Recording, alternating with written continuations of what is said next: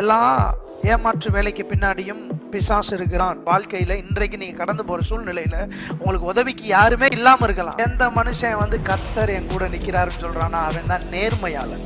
ஒருவேளை நீ போற பாதையில உனக்கு ஒரு பெரிய பிரச்சனை இருக்கலாம், ஒரு பெரிய சோர்வு இருக்கலாம், மரண கண்ணிகள் உன்னை சூழ்ந்திருக்கலாம். நீ கவலைப்படாத, நீ தனி ஆள் கிடையாது. ஆண்டவரே உதவி செய்யுங்கப்பா அப்படின்னு மட்டும் நீ சொன்ன அப்படின்னா அந்த சத்தத்தை ஆண்டவர் கேட்பாரு. நான் தனியா இருக்கிறேன், எனக்கு யாரும் இல்லை அப்படின்ற இதெல்லாம் விட்டுட்டு என் பட்சத்திலே கர்த்தர் இருக்கிறார். அவர் கூப்பிடுகிற காக்கை குஞ்சுக்கு உணவளிக்கிறவர். God giving more important to unimportant people. பயங்கரமான கன்ஃபியூஷன் உனக்குள்ள இருக்கலாம். கோலியாத்தை போல உனக்கு முன்னாடி வந்து நின்று கூட சொல்லிட்டு போலாம், முடியுமா உன்னால, என்னை ஜெயிக்க முடியுமா உன்னாலன்னு சொல்லி. நான் சொல்றேன், பரலோகத்தின் தேவன் உன் கூடவே இருக்கிறேன்.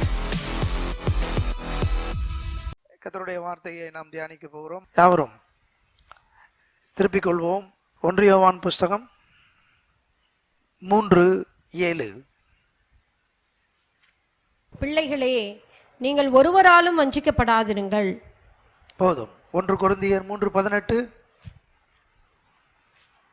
ஒருவனும் தன்னைத்தானே வஞ்சியாதிருப்பானாக. வெளிப்படுத்தின விசேஷம் 12:9. உலகம் அனைத்தையும் மோசம் போக்குகிற பிசாசு என்றும். 3 வசனம் வாசிச்சேன். இப்போ 1, நீங்கள் மற்றவர்களாலே வஞ்சிக்கப்படாதிருங்கள். 1 கொரிந்தியர்ல சொல்லப்பட்டிருக்கிறது, நீங்கள் உங்களை என்ன செய்யாதிருங்கள். 3ஆவதாக ஒரு வசனம் வெளிப்படுத்தின விசேஷம் 12:9 வாசித்தேன். உலகம் முழுவதையும் மோசம் போக்குகிற பிசாசு. பாருங்க, எல்லா ஏமாற்று வேலைக்கு பின்னாடியும் பிசாசு இருக்கிறான். எல்லா ஏமாற்று வேலைக்கு பின்னாடி பிசாசு இயங்குகிறான். ஏமாற்று வேலை பிசாசின் கை தேர்ந்த நேர்த்தியான ஒரு திறமையான ஒரு வேலை. அவனிடத்தில் வேறு எந்த ஆயுதமும் இல்லை உங்களை ஏமாற்றுவதை தவிர. ஏனென்றால் 2000 வருஷங்களுக்கு முன்பதாக இயேசு கிறிஸ்து கல்வாரி சிலுவையிலே தன்னுடைய இரத்தத்தை சிந்தி அவர் பிசாசை சிலுவையிலே ஆணியடித்து அவன் மேலே வெற்றியை என்ன செய்தார், நிலைநாட்டினார். ஒரு நாள் காலையில் நான் வாக்கிங் போயிட்டு இருக்கும்போது நான் ஆண்டவர்கிட்ட சொன்னேன், ஆண்டவரே பிசாசை ஜெயித்தவரே உமக்கு நன்றி ஐயா அப்படின்னு சொன்னேன். ஆண்டவரே பிசாசின் தலையை நசுக்கினவரே நன்றி ஐயா அப்படின்னு சொன்னேன். ஆண்டவர் என்கிட்ட சொன்னார், தம்பி எனக்கு பிசாசு ஒன்றுமே இல்லை, எனக்கு பிசாசு ஒன்றுமே இல்லை, அவன் ஒரு பொருட்டே இல்லை. ஆனால் நான் பிசாசின் தலையை நசுக்கினேன் அப்படின்னா அது நான் நசுக்கலை, உன் சார்பாய் நான் நசுக்கினேன். உன் சார்பாய் நான் பிசாசின் தலையை என்ன செய்தேன், நசுக்கினேன். நல்லா கவனிக்கணும் தேவ பிள்ளைங்க, மனசில் ஆழமாக வச்சுக்கோங்க. ஆண்டவர் பிசாசு ஜெயிச்சார்னா அவருக்காக ஜெயிக்கல, நமக்காக. எல்லாம் சொல்லுங்க, எனக்காக இயேசு சிலுவையிலே பிசாசை ஜெயித்தார். உன் மனசில் ஆழமாக இருக்கட்டும். பிசாசனுடைய பெரிய வஞ்சனை. இன்னைக்கு நிறைய தேவ பிள்ளைங்க அவங்க என்ன நினைக்கிறாங்க அப்படின்னா, ஆண்டவர் நம்மளை மறந்துட்டாருன்னு நினைக்கிறாங்க. ஆனால் ஆண்டவர் சொல்றாரு,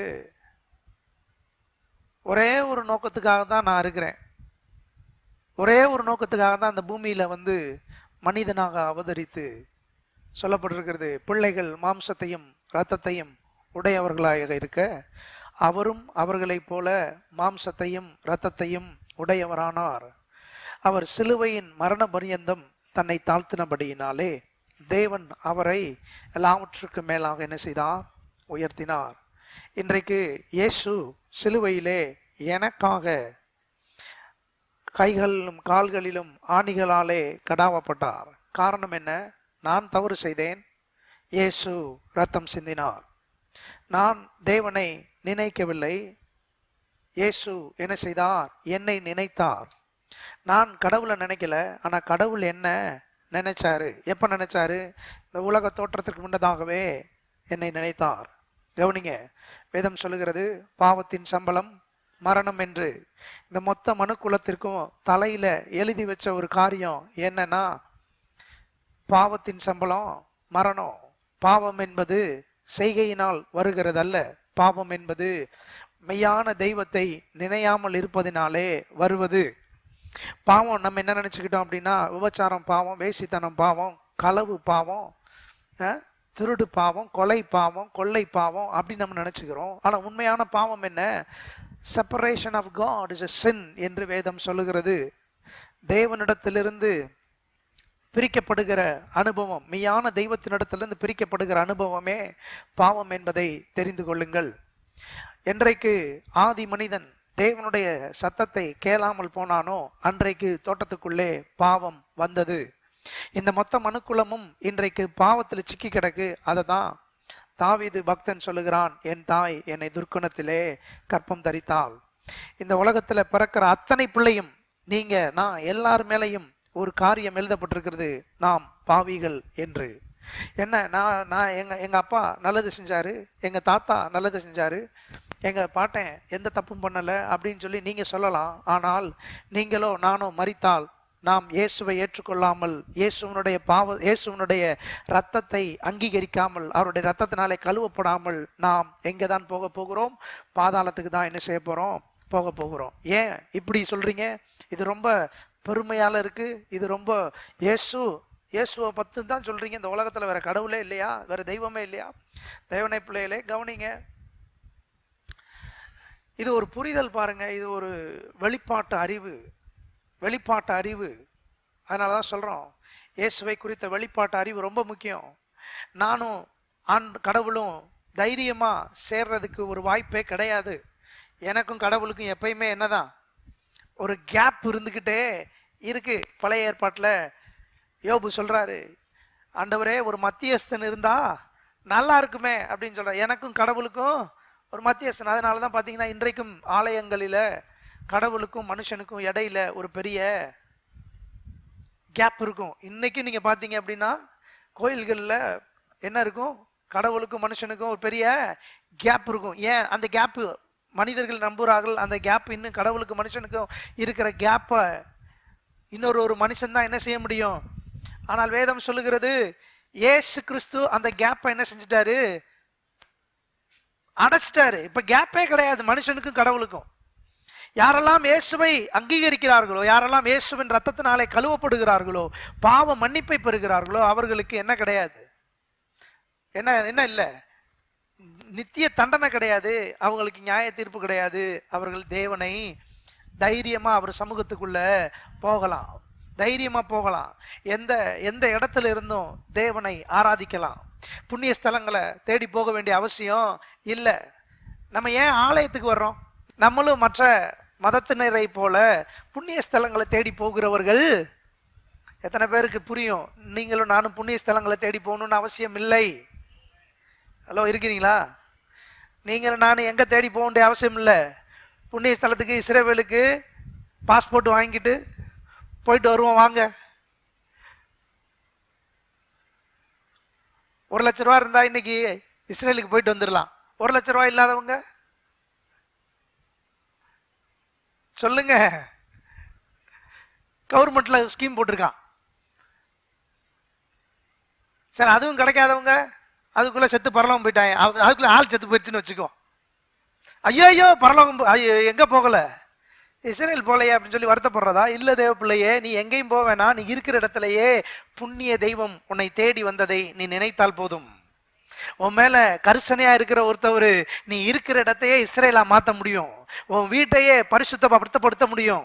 நீ இஸ்ரேல் தேசத்தை போய் தேட வேண்டிய அவசியம் இல்லை. நீ இங்க இருக்கிற கம்மாயாவே நீ என்னவா மாத்திரலாம்? யோர்தான் நதியா மாத்தி போடலாம். ஹலோ, எத்தனை பேர் ஆமன் சொல்றீங்க?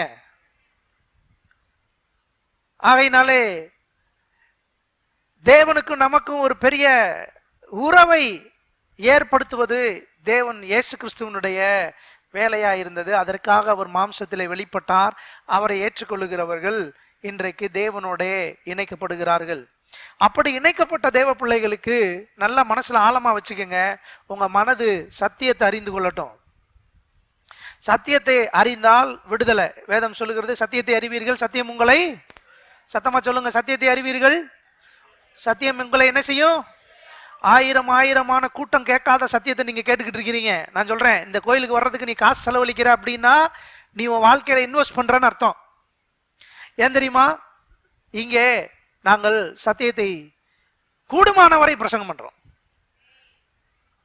நாம் எப்படி பிரசங்கம் பண்றோம் அப்படின்னா, கூடுமான வரை சத்தியத்தை தான் பிரசங்கம் பண்ணணும்ன்ற தீர்மானத்தோட பிரசங்கம் பண்ணிட்டு இருக்கிறோம். கூட்டம் சேர்க்கறதுக்காக பிரசங்கம் பண்ணல.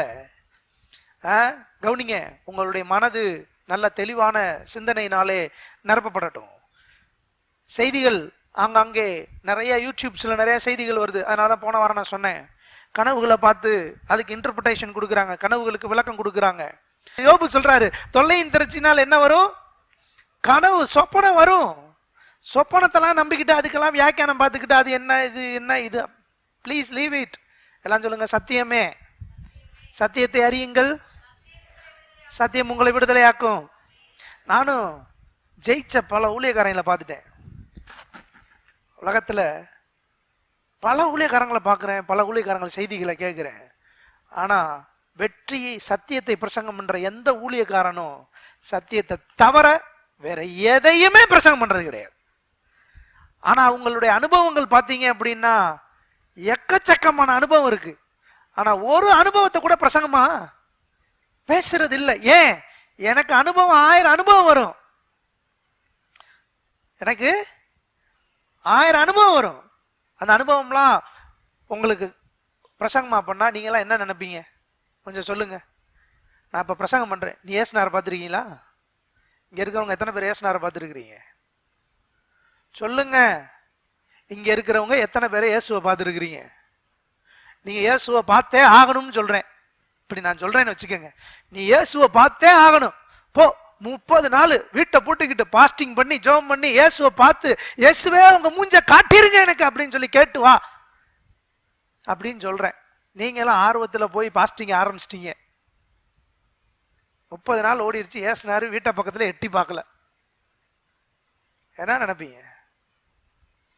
இந்த பாஸ்டர் ஏசுனாரை பார்த்துட்டாராம் நினைப்பீங்களா? நினைக்க மாட்டீங்களா? எத்தனை பேருக்கு புரியுது நான் சொல்றது? உன் அனுபவம் உன் வாழ்க்கையை மாற்றி இருக்கணும், உன்னைய மாற்றி இருக்கணும், உன் பேச்சை மாற்றி இருக்கணும், உன்னுடைய நடவடிக்கையை மாற்றி இருக்கணும், கிறிஸ்துவை கொஞ்ச நாச்சு வெளிப்படுத்தணும். எபேசியர்ல சொல்லப்பட்டிருக்கிறது, பழைய மனுஷனை களைந்து போட்டு புதிய மனுஷனை என்ன செய்யுங்கள்? தரித்து கொள்ளுங்கள்.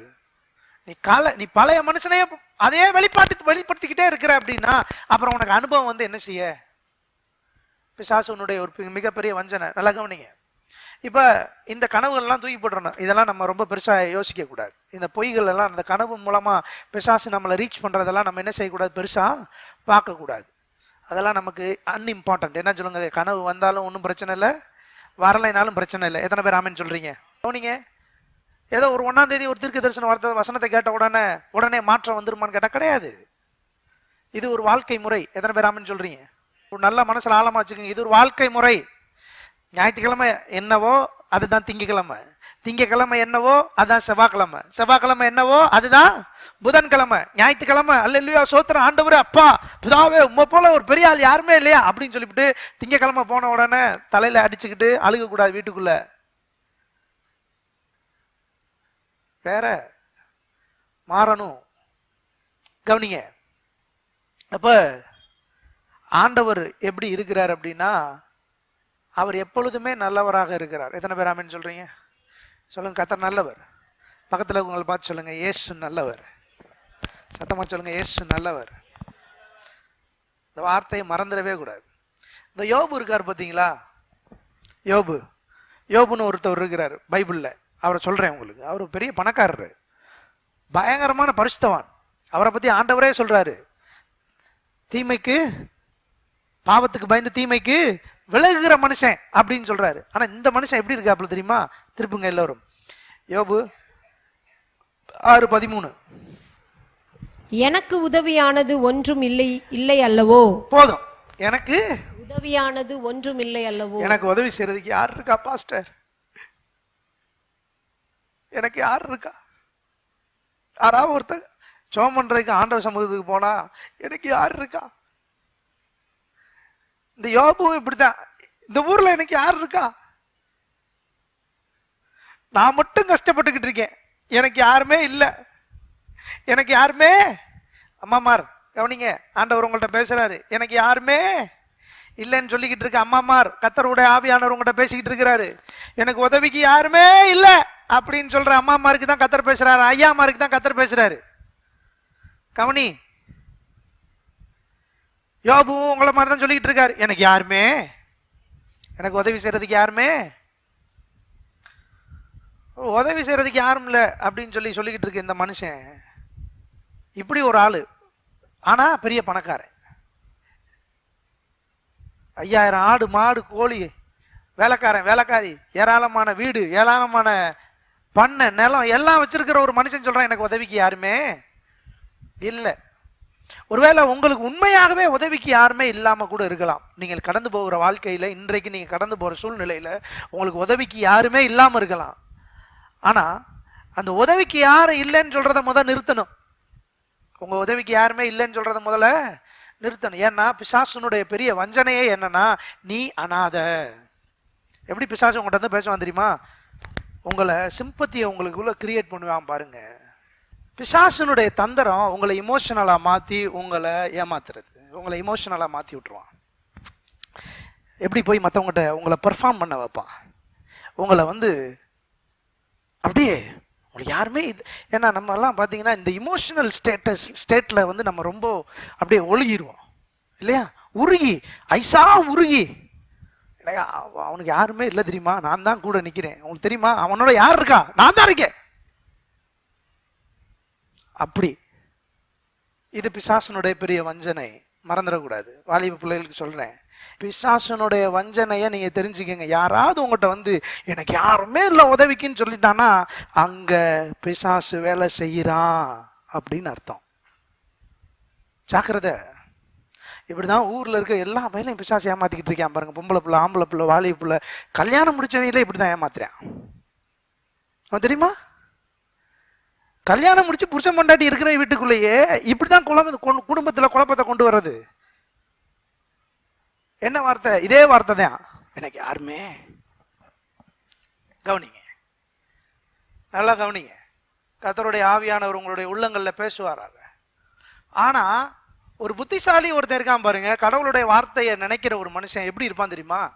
திருப்புங்க சங்கீதம் 18:4. மரண கட்டுகள் என்னை சுற்றி கொண்டது, துர்ச்சன பிரவாகம் என்னை பயப்படுத்தினது. அடுத்து 5.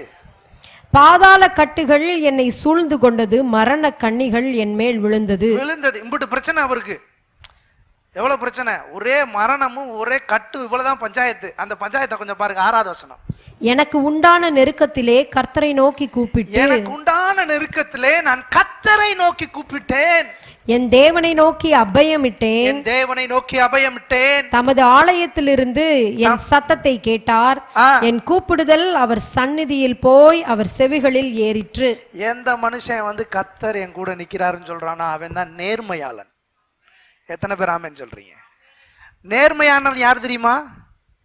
மனுஷனை பார்த்துக்கிட்டு எனக்கு யாருமே இல்லைன்னு சொல்லி தெரிய மாட்டான். கர்த்தர் என் பக்கத்தில் இருக்கிறார். நான் போன பாதை எவ்வளோ பெரிய கஷ்டம் தெரியுமா? மரண கட்டுக்கள், பாதாள பிரச்சனைகள், அவ்வளோ பிரச்சனை இருந்துச்சு. ஆனால் அவ்வளோ பிரச்சனையிலையும் என் தேவன் என் கூப்பிடுதலை கேட்டு என்னை அவருடைய சந்நிதியிலிருந்து விடுவித்தார். இதுதான் ஒரு நேர்மையாளன், ஒரு உண்மையாளனுடைய சத்தம். உங்க கூட யார் இருக்கா? சத்தமா சொல்லுங்க, உங்க கூட யார் இருக்கா? அறிவுள்ள ஆட்கள் என்னைக்குமே மனுஷன்ட்ட போய் எனக்கு யாரும் இல்லைன்னு சொல்ல மாட்டான். உங்களுக்கு யார் இருக்கா? சத்தமா சொல்லுங்க. என் வீட்டுக்காரர்கிட்ட சொல்லுங்க, பாஸ்டர் என்னை பார்க்கவே மாட்டேங்கிறாரு. உனக்கு தான் ஆண்டவர் இருக்கிறார்ல, நீ அவரை பாரு முதல்ல.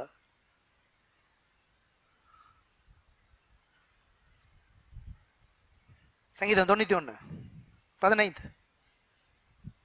அவன் என்னை நோக்கி கூப்பிடுவான், நான் அவனுக்கு மறு உத்தரவு அருளி செய்வேன். ஆபத்திலே நானே அவனோடு இருந்து அவனை தப்புவித்து அவனை கனப்படுத்துவேன். எப்படி எப்படி என்ன வார்த்தை அங்க சொல்லியிருக்கு? அங்க 15ல என்ன சொல்லியிருக்கு? நான் அவரை நோக்கி கூப்பிடுவேன், அவர் எனக்கு மறு உத்தரவு அருளி ஆபத்திற்கு என்னை. நான் கேட்கிறேன், கர்த்தர் ஒரு மனுஷன் கூட இருந்தா அவனை கர்த்தர் ஆபத்திலேயே விட மாட்டார். அவனை அனாதையா விட மாட்டாரு, அவனை தனியா விட மாட்டாரு. யோபு சொன்ன மாதிரி எனக்கு உதவிக்கு யாருமே இல்லை அப்படின்னு சொல்லி எப்பயுமே சொல்லிக்கிட்டு தெரிய மாட்டாங்க. அறிவுள்ள ஆட்கள் என்ன சொல்லுவாங்க, சத்தியத்தை அறிந்த பிள்ளைங்க என்ன சொல்லுவாங்க, கர்த்தர் என் கூட. நான் கர்த்தரை நோக்கி என் பிரச்சனையின் நேரத்துல கர்த்தரை நோக்கி கூப்பிட்டேன், அவர் என் கூப்பிடுதலை கேட்டு என்னை என்ன செய்தார். பிசாசனுடைய பொய் என்னன்னா, ஜெபம் பண்ணுங்க, ஆண்டவருக்கு ஒருவேளை பிரியம் இருந்தா அதை செய்வார், இல்லைன்னா செய்ய மாட்டார். கர்த்தர் சுத்தமானது அவர் கையினால என்ன செய்யும் அப்படின்னு சொல்லிட்டு சாதாரணமா போயிடுவாங்க. நான் ஆண்டவர் சொல்றாரு, நான் பிரச்சனையில் இருக்கும்போது கர்த்தரை நோக்கி கூப்பிட்டேன், என் கூப்பிடுதலை கேட்டு கர்த்தர் என்ன செய்தார். அப்ப நான் அனாதையாவோ அல்லது உதவி அற்றவனாகவோ உதவி இல்லாதவனாகவோ அல்லது தனிமையானவனாகவோ நான் இல்ல. என் கூட யார் இருக்கா? வானத்தையும் பூமியையும் உண்டாக்கின கர்த்தர் என் கூட இருக்கிறார். அவர் ஒரு நாள் என்னை விட்டு விலகுவதும் இல்லை, என்னை கைவிடுவதும். எத்தனை பேர் ஆமென் சொல்றீங்க? சங்கீதம் 118:5. நெருக்கத்திலிருந்து கர்த்தரை நோக்கி கூப்பிட்டேன், பிரச்சனையில இருக்கும் போது இயேசுவை கூப்பிட்டேன், கர்த்தர் என்னை கேட்டருளி விசாலத்திலே வைத்தார். கர்த்தர் என்னை கேட்டருளி என்ன செய்தார்? 6வது வசனம். கர்த்தர் என் பட்சத்தில் இருக்கிறார், நான் பயப்படேன், மனுஷன் எனக்கு என்ன செய்வான் சொல்றாரு. ஏன் கர்த்தர் என்னை கூப்பிடுதலை கேட்டு என்னை விசாலத்திலே வைத்தார்? கர்த்தர் என் பட்சத்துல என் கூடவே இருக்கிறார். எத்தனை பேர் ஆமென் சொல்றீங்க? ஒருவேளை நீ போற பாதையில உனக்கு ஒரு பெரிய பிரச்சனை இருக்கலாம், ஒரு பெரிய சோர்வு இருக்கலாம், மரண கண்ணிகள் உன்னை சூழ்ந்து இருக்கலாம். நீ கவலைப்படாத, நீ தனி ஆள் கிடையாது, நீ அனாதையா கிடையாது, உதவி அற்றவனா கிடையாது, உன் கூட யாருமே இல்லைன்னு நினைக்காத. ஏன்னா கர்த்தர் உன் பட்சத்தில் இருக்கிறாரு. நீ ஒவ்வொரு நேரமும் ஆண்டவரை நோக்கி எனக்கு உதவி செய்ய ஆண்டவரேன்னு சொல்லி கரங்களை உயர்த்தி தேவனை நோக்கி கூப்பிடுகிற பொழுது உன் சத்தத்தை கேட்டு உனக்கு உதவி செய்ய உன் பட்சத்திலே வர்றாரு. எத்தனை பேர் ஆமென் சொல்றீங்க? நான் விசுவாசிக்கிறேன், இதை நான் விசுவாசிக்கிறேன், இந்த சபை அதை விசுவாசிக்கணும். எனக்கு யாருமே இல்லைன்னு யாராவது சொல்றாங்க அப்படின்னா தயவு செய்து நம்பாதீங்க, அது பிசாசனுடைய வஞ்சனை. கவனிங்க, ஆண்டவருடைய அன்பை சொல்றேன், இப்ப புரிஞ்சுக்கிங்க. நான் இப்ப சொன்னேன்னா உங்களுக்கு புரிஞ்சிடும் ஆண்டவருடைய அன்பு. ஆண்டவர் எப்படிப்பட்டவர் பாருங்க. அவரை நோக்கி யார் கூப்பிட்டாலும் அவங்களுக்கு பதில் செய்வார். அவரை நோக்கி அவர் சமூகத்தில் போய் முழங்கால் படியிட்டோ அல்லது முழங்கால் படியிடாம காருக்குள்ளேயோ அல்லது வண்டியிலையோ பஸ்ஸுலையோ சைக்கிள்லையோ நடந்து போகிற பொழுதோ ஆண்டவரை நினைச்ச, ஆண்டவரே இதை எனக்கு செய்யுங்கப்பான்னு சொல்லி சொன்னா அவங்க சத்தத்தை பக்கத்தில் இருக்கிறவங்க கேட்க மாட்டேன், ஆண்டவர் நிச்சயமா கேட்பாரு. நான் சொல்றேன், ஆண்டவர் அப்படிப்பட்டவர். ரொம்ப பக்கத்துல உன் மனசுல இருந்து உன் வாயில சத்தம் கூட வராம இருக்கலாம், ஆனா ஆண்டவரே எனக்கு உதவி செய்யுங்கப்பா அப்படின்னு மட்டும் நீ சொன்ன அப்படின்னா அந்த சத்தத்தை ஆண்டவர் கேட்பாரு. ஏன்னா நான் சொல்றேன், ஆண்டவருக்கு நீங்க ரொம்ப முக்கியம். யார் ரொம்ப முக்கியம் சொல்லுங்க? ஆண்டவருக்கு யார் முக்கியம்? என்னை கவனிங்க, ஆண்டவருக்கு யார் முக்கியம்? நீங்க ரொம்ப முக்கியம். நீங்க முக்கியம்ன்றனால நீங்க சொல்ற சத்தத்தை ஆண்டவர் என்ன செய்யறாரு பாருங்க. கர்த்தர் எப்படி நல்லவர் பாருங்க. யோபு 38:41. காக்கை குஞ்சுகள் தேவனை நோக்கி கூப்பிட்டு, காக்கா குஞ்சு தேவனை நோக்கி கூப்பிட்டு ஆகாரம் இல்லாமல் பறந்து அலைகிற போது அவைகளுக்கு இரையை சவதரித்து கொடுக்கிறவன் யார்? போதும். காக்கா குஞ்சுக்கெல்லாம் நீங்க எல்லாம் போய் டெய்லி சோறு வச்சுட்டு வரீங்களா? யார் இங்க சோறு வச்சுட்டு வரா? காக்கா குஞ்சு இருக்குல்ல, காக்கா இல்ல, Raven, not Raven, it's a young Raven. காக்கா குஞ்சு நெஸ்ட்ல இருக்கும்ல, கூடுல இருக்கும்ல, அந்த குஞ்சு கூப்பிடுதா? உங்க அப்பாவா போய் வச்சுட்டு வர்றாரு டெய்லி? இல்ல நீங்க போய் வச்சுட்டு வரீங்களா? அந்த காக்கா குஞ்சு யாரை கூப்பிடுதான் பசிக்கும் போது? ஹலோ, உங்களுடைய புத்திக்கு நான் விடுறேன், ஆண்டவர் எவ்வளவு அன்புள்ளவர்னு. காக்கா குஞ்சு கூட கூப்பிட்டா கூட அதுக்கு பதில் கொடுக்கிறாராம்.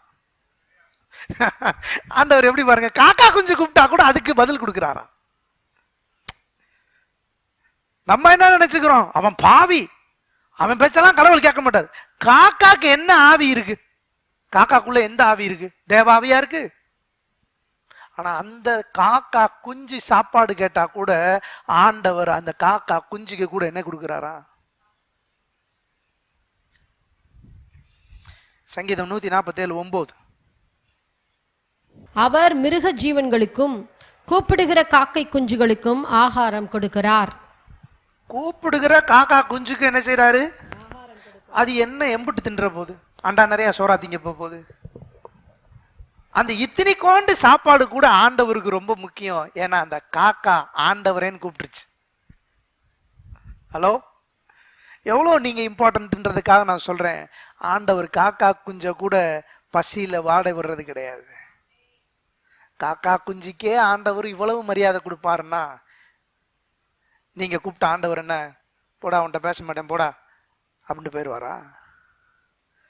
ஹலோ, நீ ஐயோக்கியப்பாடா, நீ ஐயோக்கியப்பா, நீ தப்பு பண்ணிட்ட, உன்ட்டெல்லாம் நான் பேச மாட்டேன், உன்னெல்லாம் நான் கன்சிடரே பண்ண மாட்டேன்ட்டு போயிடுவாரா?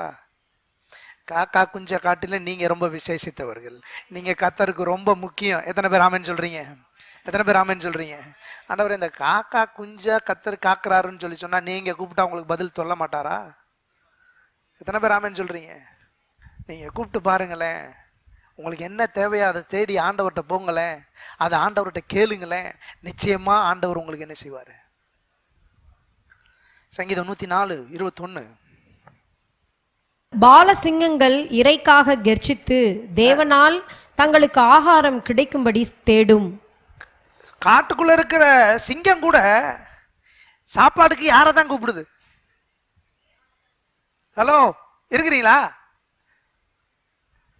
காட்டுல இருக்க சிங்கம் இருக்கு பாருங்க, காட்டுக்கே சிங்கம் தான் ராஜா இல்லையா? அது கூட யாரை தான் கூப்பிடுது? போவா வேணும்னா யாரை தான் பார்க்கணும்?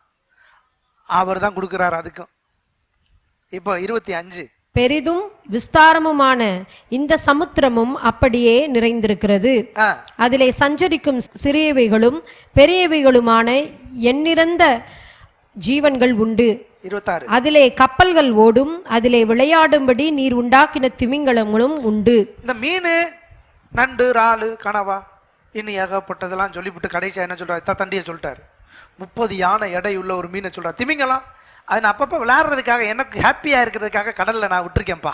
எப்படி சொல்ல? நீர் வசனத்தை பாருங்க 26. அதிலே கப்பல்கள் ஓடும், அதிலே விளையாடும்படி நீர் உண்டாக்கின திமிங்கலங்களும். அவரு திமிங்கலம் விளையாடுறத பார்த்து ரசிக்கிறாராம். எவ்வளவு ரசனக்கார மனுஷனா இருக்காப்ல. ஏசினாரு தத்தண்டி திமிங்கலம் விளையாடுறத பார்த்து ரசிக்கிறாரு. ரசிக்கிறது மாத்திரம் கிடையாது, ஆண்டவர் ஆறாரா ஆறா ஆறா அப்படின்னு சொல்லி வேடிக்கை பார்க்கிறவர் மட்டும் கிடையாது. திமிங்கலத்துக்கும் அங்க இருக்கிற சிறியவைகள் பெரியவைகளாகிய எண்ணிறந்த ஜீவன்களுக்கும் சோறு போடுறது அவர் தான். 27.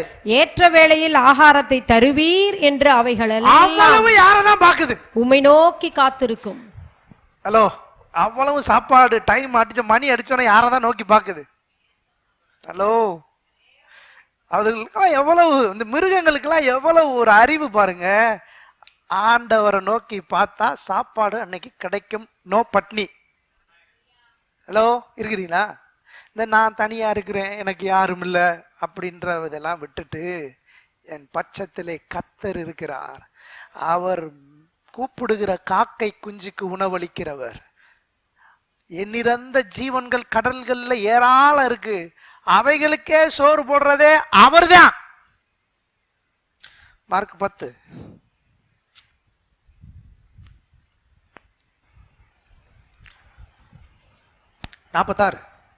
பின்பு அவர்கள் எரிகோவுக்கு வந்தார்கள்.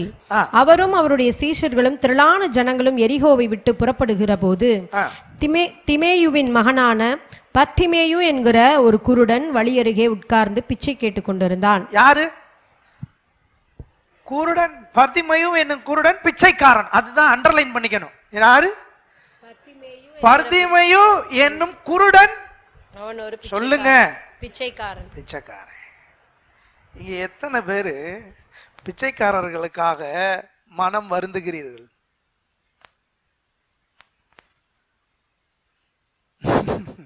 ஆண்டவர் எவ்வளவு அன்புள்ளவர் பாருங்க. அடுத்த வசனத்தை வாசிங்க. அவன் நசரேனாகிய இயேசு வருகிறார் என்று கேள்விப்பட்டு, இயேசுவே தாவீதின் குமாரனே எனக்கு இரங்கும் என்று கூப்பிடத் தொடங்கினான். அவன் பேசாதிருக்கும்படி அநேகர் அவனை அதட்டினார்கள். அவனோ தாவீதின் குமாரனே எனக்கு இரங்கும் என்று முன்னிலும் அதிகமாய் கூப்பிட்டான். கவனிங்க, கூப்பிட்டா கூப்பிடா திருப்பி கூப்பிடாரா அமைதியாரா அப்படின்னு சொல்லி குருட்டு பிள்ளை அமைதியாரா சத்தம் போடுறேன். இயேசு கூப்பிடாத, உனக்கு எவ்வளவு தைரியம்? பிச்சைக்கார பயணி இயேசுவை கூப்பிடுற, அதுவும் அவங்க அப்பா பேரை சொல்லி கூப்பிடுற, தாத்தா பேரை சொல்லி கூப்பிடுற. வாய்முடு வாய்முடு. முந்தி கூப்பிட்டதை காட்டிலும் யாரு? ஒரு அண்டர்லைன் பண்ணிக்கங்க. யாரு? சத்தமா அண்டர்லைன் பண்ணிக்கங்க. கண்ணு தெரியாத பிச்சைக்காரர். பிச்சை எதுக்கு எடுப்பாங்க? பிச்சை எப்படி எடுப்பாங்க? ஒரு யாருமே தன்னை பார்த்துக்கொள்ள யாருமே இல்லை என்று எண்ணுகிறவர்கள் மாத்திரமே பிச்சை எடுப்பான். ஆமாவா இல்லையா? சொல்லுங்க, ஆமாவா இல்லையா? உதவிக்கே ஆள் இல்லாத ஒரு பிச்சைக்காரன் இவர். முடிக்க போறேன். ரோட்ல நின்று இயேசுவை கூப்பிடுறாரு. யாரை கூப்பிட்டாரு? இயேசுவே எனக்கு உதவி செய்யும், உதவி செய்யும், உதவி செய்யும் கூப்பிடுறாரு. நடக்கிறத பாருங்க. அவன் பேசாதிருக்கும்படி அநேகர் அவனை அதட்டினார்கள். அவனோ தாவீதின் குமாரனே எனக்கு இரங்கும் என்று முன்னிலும் அதிகமாய் கூப்பிட்டான். இயேசு நின்று அவனை அழைத்து வர சொன்னார். போதுமா? ஆனா இந்த பிச்சைக்காரனுக்கு ஒரு கூப்பிடுறாரு, இயேசுவே எனக்கு இரங்கும்னு. இயேசு அந்த சத்தத்தை கேட்டு நின்று அவனை கூட்டிட்டு வான்னு சொன்னார். God giving more important to unimportant people. எத்தனை பேர் ஆமென் சொல்றீங்க? ரொம்ப இம்பார்ட்டன்ட் இல்லாத மனுஷனுக்கு தேவன் மரியாதை கொடுக்கிறவர். எப்படி பாருங்க, ரோட்ல குருடன் பிச்சைக்காரன் இயேசுவை கூப்பிடுறான், இவர் நின்று அவனை கூட்டிட்டு வாங்கன்றாரு. நான் கேட்கிறேன், நீ ஆண்டவரை நோக்கி கூப்பிட்டா ஆண்டவர் உனக்கு பதில் தர மாட்டாருன்னு நீ நினைக்கிறியா? நீ ஆண்டவரை நோக்கி கூப்பிட்டு பாரு, ஆண்டவர் உனக்கு பதில் தர மாட்டாரா? எனக்கு அதை தரமாட்டாரா, ஆண்டவர் இதை தரமாட்டாரா? நீ கூப்பிட்டு பாரு. நீ கூப்பிடாம கதை சொல்லாத. நீ என்னைக்காவது வேதத்தை எடுத்து உட்காந்து, ஆண்டவரை கூப்பிட்டா பதில் தருவீங்கன்னு சொன்னீங்க, நான் கூப்பிடுறேன் பதில் தாங்கன்னு என்னைக்காவது ஒரு நாள் கேளு. என்னைக்காவது ஒரு நாள் உன் வேலையெல்லாம் விட்டுட்டு முழங்கால போட்டு, ஆண்டவரே இந்த பிச்சைக்காரன் கூப்பிட்டா நீங்க உதவி செஞ்சீங்க, 10 லட்ச ரூபா கடன்ல இருக்கேன், உனக்கு உதவி செய்ய மாட்டீங்களான்னு சொல்லி கேட்டு பாரு. நீ ஒரு நாள் கூப்பிட்டு பாரு, உனக்கு உதவி செய்ய மாட்டாரா? இந்த காக்கா குஞ்சு கூப்பிட்டா சோறு போடுறவரு, இந்த மிருகங்களுக்கு சோறு போடுறவரு, இந்த பறவைகளுக்கு சோறு போடுறவரு, இந்த பிச்சைக்காரனுக்கு அவனுடைய சத்தத்தை கேட்டு அவனுக்கு உதவி செய்ய விரும்புகிறவரு, ஒரு நேரம் நீ முழங்கால போட்டு தேவ சமூகத்துல அவரை கூப்பிட்டு பாரு. ஹலோ, இருக்கிறீங்களா? இருக்கிறீங்களா? நீ இதெல்லாம் செஞ்சுட்டு நீ ஆண்டவர்கிட்ட சொல்ல, ஆண்டவர் நான் சொன்னேன் அவர் கேட்கவே இல்லைன்னு சொல்லி பாரு. உரிமையா ஆண்டவர்கிட்ட போ, உரிமையா ஆண்டவர் சமூகத்துல ஆண்டவர்கிட்ட நீ கேட்கலாம். முழங்கால போடு, வேதத்தை எடுத்த தேவ சமூகத்துல உட்காரு. ஒரு சம்பவத்தை சொல்லி முடிக்கிறேன். 1 சாமுவேல் 17 தாவீது கோலியாத் சம்பவம் இருக்கு. நான் சொல்லி முடிச்சிடறேன். தாவீது கோலியாத் சம்பவம் இருக்கு. கோலியாத் மிகப்பெரிய ப்ராப்ளம். கோலியாத் ஒரு மிகப்பெரிய பிரச்சனை இல்லையா? மிகப்பெரிய பிரச்சனை. 40 நாட்கள், 40 நாள் காலையில சாயங்காலம் வந்து நிக்கிறான். எவனா ஒருத்தன் சண்டை போட வாங்கடா அப்படின்றான். யாரா ஒருத்தன் சண்டை போட வாங்கடா. உண்மையாவே உங்க ஊர்ல ஒரு சண்டைக்காரன், ஒரு வீரன் இருந்தா என் கூட என்ன செய்யுங்க, சண்டை போட. பல நாட்களா இந்த கடன் பாரம் உன் வீட்டில் டெய்லி காலையில இதே பிரச்சனையா தான் இருக்கு. ஒவ்வொரு நாளும் இந்த கடன் கோலியாத்த போல வந்து வந்து நிக்குது உன் முன்னாடி. இதை எப்படி இந்த நகையை திருப்ப போறோம்? எப்படி இந்த கைமாத்து வாங்கினதை கொடுக்க போறோம்? எப்படி இந்த குழுக்கு காசு கட்ட போறோம்? எப்படி இந்த ஸ்கூல் ஃபீஸை கட்ட போறோம்? எப்படி இந்த 2 வீலர் லோனை கட்ட போறோம்? எப்படி இந்த மாசம் வாடகையை கொடுக்க போறோம்? எப்படி இந்த மாசத்துக்கான இந்த கடனை கொடுத்து தீர்க்க போகிறோம்? பயங்கரமான கன்ஃபியூஷன் உனக்குள்ள இருக்கலாம். கோலியாத்த போல உனக்கு முன்னாடி வந்து வந்து நின்று கூட சொல்லிட்டு போலாம், முடியுமா உன்னால, என்னை ஜெயிக்க முடியுமா உன்னாலன்னு சொல்லி. ஆனா பாருங்க, எல்லோரும் பயந்து போயிருந்தாங்க. ஏன் தெரியுமா?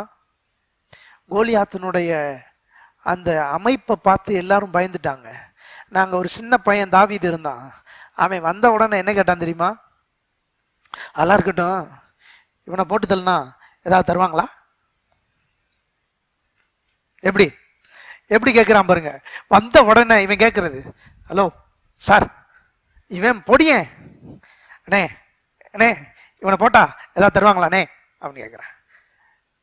யார்கிட்ட? அவங்க அண்ணன்ட்டே.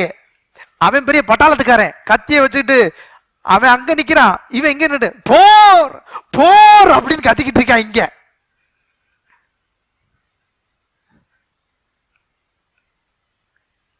சரி, நீ போர் போட்டதெல்லாம் போதும், போட்டா தருவாயிலா இல்லையா? ஆமாங்க தருவாங்க. என்ன தருவாங்க? ஆஸ்தியில ஒரு பங்கை கொடுத்துருவாங்க. ஆஸ்தியில. அப்புறம் அவர் பொண்ணை கொடுத்துருவார். சொல்லவா வேணும்? தாவீது பார்த்தாரு பாருங்க, ராசா மக ரோசாப்பூ. அதனால இவருக்கு இப்போ ஆஸ்தியின் பங்கு, ராசா மக, அப்புறம் அப்புறம் வேற இன்னும் நிறைய தருவேன்னு சொல்லியிருக்கிறாரு. அதெல்லாம் டிஸ்கிரிப்ஷன்ல இல்ல, ஆனா நிறைய தருவாரு. சரி, ஓகே ஓகே ஓகே. இப்ப போற இன்னொருத்தன்ட்ட, என்னே என்னே இந்த ஏத்தாப்புல பேசிக்கிட்டு இருக்கானே, அவனை போட்டா ஏதாவது தருவாங்களானே கன்ஃபார்ம் பண்ணிக்கிறான் பாருங்க. ஏன்னா ஒருத்தன் உன்னை மாத்தி சொல்லிட்டேன் அப்படின்னா அப்படியே பின் வாங்கிறதுக்கு தான். இவங்க சரிப்பட மாட்டாங்க. அதே மாதிரியே சொல்றாங்க. பரவாயில்ல, ஓகே, சரி, இன்னும் பரவாயில்ல, இன்னொரு தடவை கேட்டுக்குவோம். மறுபடியும் போய் இன்னொருத்தன்ட்ட, அண்ணே இவனை போட்டா ஏதாவது தருவாங்களானே. 3வது நேரமும் மக்கள் அதையே சொல்றான் அவனுக்கு. இப்ப பாருங்க, சிங்கமா கிளம்புறான். அதுவரையும் பால்கட்டியை சுமந்து கொண்டு, அதுவரையும் வேதம் சொல்லுது பால்கட்டியை எடுத்து அவங்க அண்ணன்மாருக்கு கொடுக்க வந்தான. எதை? தாவீதை பத்தி வேதம் சொல்லுது, அவன் பால் மாறாத முகத்தை உடையவன் பால்கட்டியை எடுத்து கொண்டு வந்து அங்க அண்ணன்மாருக்கு கொடுக்குறான். இப்ப பாருங்க, பிரச்சனை பெருசு. அதெல்லாம் இவனுக்கு பெரிய மேட்டராகவே தெரியல. இவங்க மற்றவங்க பார்வையில் 10 லட்ச ரூபா பெரிய கடை, இவனுக்கு ஒண்ணுமே தெரியல. காரு கடை ஒன்றும் தெரியல, வீட்டு கடை ஒன்றும் தெரியல. மற்றவங்களுக்கு பெருசு. கொஞ்ச நாச்சு கவலைப்படுறானா? வீட்டில் இவ்வளோ பிரச்சனை இருக்கும்போது எதை பற்றியும் கவலைப்படல. அவன் பாட்டுக்கு வந்து நிற்கிறான் பாருங்க. சரி அண்ணே, அவன் கூட சண்டைக்கு நான் போகிறேன். அவன் கூட சண்டைக்கு ஆளை பார்த்தா ஆடு மேய்ச்சிட்டு வந்திருக்கான். வந்து நிற்கிறான் பாருங்க. ஏய், அவன் யார் தெரியுமா? அவன் பேர் கோலியாத்து. அவன் பிறந்ததுலேருந்தே போர் போடுறவன், சண்டை போடுறவன்டா. நீ பிறந்ததுலேருந்து ஆடு மேய்க்கிறவன், நீ பிறந்ததுலேருந்து ஆடு மேய்க்கிறவன்டா. உனக்கு அவனுக்கு நிறைய வித்தியாசம் இருக்கு. அவனை பாரு, உன்னைய பாரு, நீ எப்படி இருக்கன்னு. அண்ணே அதெல்லாம் இருக்கட்டும்னே, என்னை ராஜாட்ட கூட்டு போங்க. ஆளுக்குள்ள இருக்கிற ஆளு உள்ள வேற ஆளு பாருங்க, தாவீது. அவன் கூட சண்டை போடுற தயாரா இருக்கிறேன், சண்டை செய்வோம், வர சொல்லுங்க அவனை. நம்ம ஊர்ல யாரும் போய் சண்டை போடானா, நான் பாத்துக்கிறேன் அவனை. ஏண்டா டெம்பரேச்சர் எனக்கே கூடி போயிருக்கு, இன்னும் கொஞ்சம் டெம்பரேச்சர் ப்ரெஷர் ஏத்துறாயா இவன், வந்து உன்னை அனுப்பி விடுங்க போல. நோ, அவனை ஒன்றும் இல்லாமல் பண்ணாமல் போக மாட்டேன். என்ன சொல்றீங்க? சரி, இருக்கிற ட்ரெஸ் எல்லாம் போடு. இருங்க, அவன் ஒரு மேட்டரே கிடையாது. ஒரு டைமு கரடி வந்துச்சு, அதையும் போட்டு தள்ளிட்டேன், வாயை கிழிச்சிட்டேன். ஒரு டைமு சிங்கம் ஆட்டை தூக்கிட்டு போயிடுச்சு.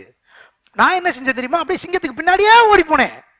இவன் சொல்றதெல்லாம் கதையாவே இருக்கு, இவரா கேட்கறதுக்கு நல்லா இருக்கு, இவன் செய்வானா இல்லையான்னு தெரியல. சரி, பின்னாடியே போன என்னாச்சு? சிங்கத்தை வாயை கிழிச்சு அந்த ஆட்டை தப்பிச்சு கொண்டு வந்துட்டேன். சரி, இப்ப என்னப்பா வேணும்? பின்னாடி அமைச்சர், ஐயா இன்னைக்கு ஒரு ஆடு சூப்பாக போகுது, அவனை அனுப்பி விடுங்க,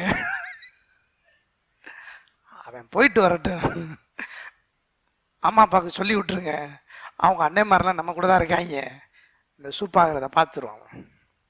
சரிடா தம்பி கிளம்புடா. சரி, நான் போய் சண்டைக்கு போயிட்டு வரேன். சண்டைக்கு போறியா? என்ன கொண்டு போற? ஒன்றும் வேணாம், கூழாங்கல் போ. என்னது கூழாங்கல்? ஹலோ, இது போதும். டே, அவன் கத்திய பத்தியா எவ்வளவு பெருசு இருக்குன்னு, ஒரு படைச்சால் நீல இருக்கப்பா.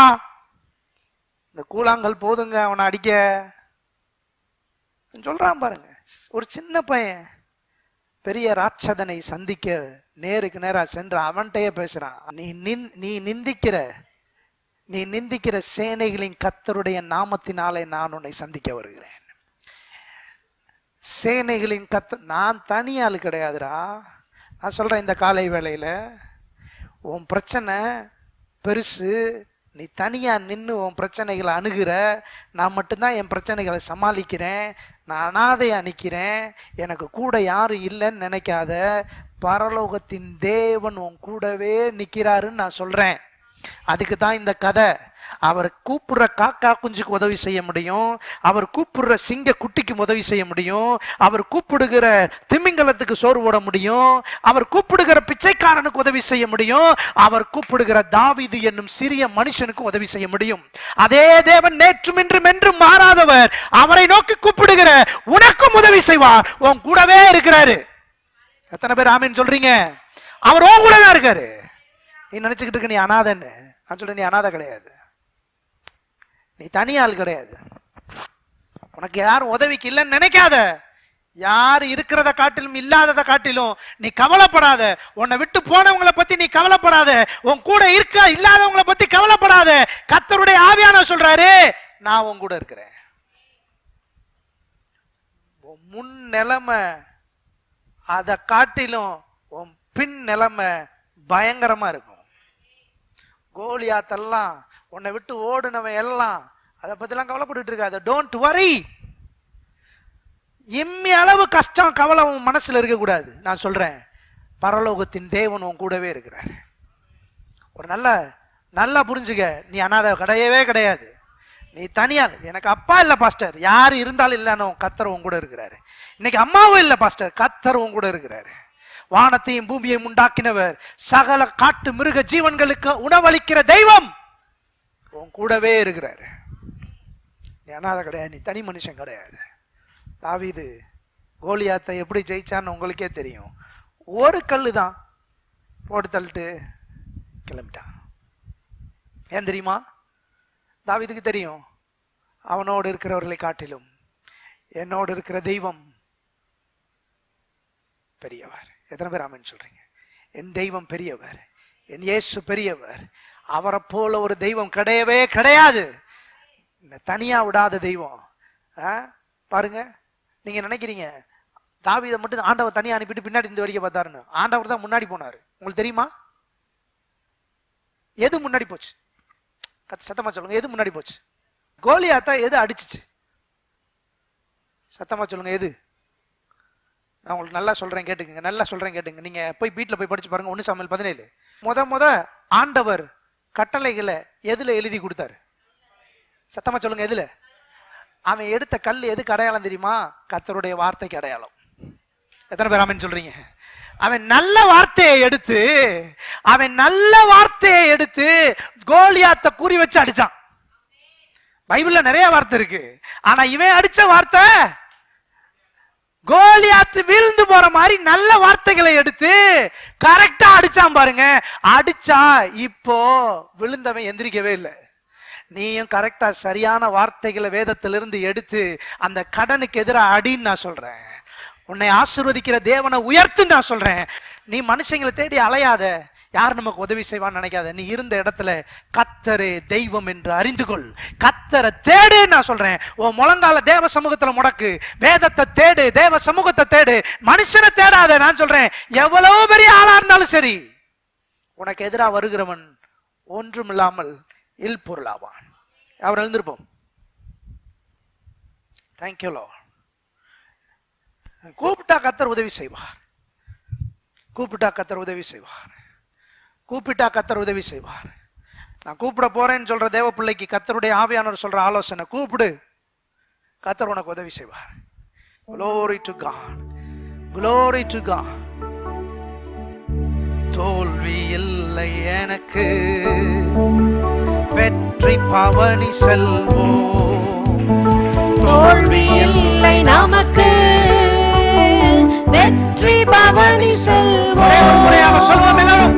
தோல்வி இல்லை நமக்கு, வெற்றி பவனி செல்வோம். கடைசியாக, தோல்வி இல்லை நமக்கு, வெற்றி பவனி செல்வோம். நிச்சயமாகவே முடிவு உண்டு. உன் நம்பிக்கை வீண் போகாது. நீ வெற்றியா கடந்து செல்வாய். உனக்கு எதிரான ஆயுதங்கள் ஒன்றுமே வாய்க்காதே போகும். உனக்கு எதிராக நியாயத்தில் எழும்புகிற எந்த ஒரு நாவையும் கர்த்தர் குற்றப்படுத்துவார். கர்த்தர் உன்னை விட்டு விலகுவதும் இல்லை, கர்த்தர் உன்னை கைவிடுவதும் இல்லை. இஸ்ரவேலை ஆசீர்வதிப்பதே கர்த்தருக்கு பிரியம். காண்டாமிருகத்துக்கு ஒத்த பலனை தேவன் உனக்கு கொடுத்திருக்கிறார், மறந்துடாத. அலோபுதாம், இந்த சபையை ஆசீர்வதிக்கிறேன், இந்த மக்களை ஆசீர்வதிக்கிறேன். கூப்பிடுகிறவர்களுக்கு நீ பதில் அளிக்கிற தெய்வம் ஆண்டவரே. தகப்பனே, இந்த காலை வேளையில சத்தியத்தை இப்போ மக்கள் அறிஞ்சிருக்கிறாங்க. கூப்பிட்டா நீங்க சாதாரணமா ஒரு காக்கா கூப்பிட்டு நீங்க பதில் தர்றீங்க, ஒரு மிருகம் கூப்பிட்டு பதில் தர்றீங்க, ஒரு பிச்சைக்காரன் கூப்பிட்டு கூட பதில் தர்றீங்க. இன்னைக்கு உங்களுடைய பிள்ளைகள் ரத்தத்தினால மீட்கப்பட்ட உங்களுடைய பிள்ளைங்க கூப்பிடுற கூப்பிடுதலுக்கு நிச்சயமாய் நீங்கள் பதில் தருவீர்கள் என்று நாங்கள் விசுவாசிக்கிறோம். கூப்பிடுகிற வேலையில் உங்களுக்கு உதவி செய்யுங்க. அந்த நம்பிக்கையை நீங்க கொடுத்ததுக்காக நன்றி. பிள்ளைகளை ஆழ்த்தி ஆசீர்வதிக்கிறோம். அவள் செய்கிற தொழிலை ஆசீர்வதிக்கிறோம். அவருடைய கையின் பிரயாசங்களை ஆசீர்வதிக்கிறோம். பெருக்கமும் ஆசீர்வாதமும் உண்டாகட்டும். பிள்ளைகளை பாதுகாத்து உடைய ரத்தத்துக்குள்ள மறைக்கிறோம். செய்வதெல்லாம் வாய்க்கட்டும். இயேசுவின் நாமத்தில் ஜெபிக்கிறோம் ஜீவனுள்ள நல்ல பிதாவே, ஆமென். கர்த்தர் உன்னை ஆசீர்வதித்து உன்னை காக்க கடவர். கர்த்தர் தம்முடைய முகத்தை உன்னை பிரகாசிக்க பண்ணி உங்களுக்கு கிருபையா இருக்க கடவர். கர்த்தர் தம்முடைய முகத்தை உங்களை பிரசன்னமாக்கி உனக்கு சமாதானம் கட்டளையிட கடவர். நம்முடைய கர்த்தராகிய இயேசு கிறிஸ்துவினுடைய கிருபையும் பிதாவாகிய தேவனுடைய அன்பு பரிசுத்த ஆவியானவருடைய அந்யோன்ய ஐக்கியம் நம் அனைவரோடும் இன்றும் என்றும் சதாகாலம் இருப்பதாக.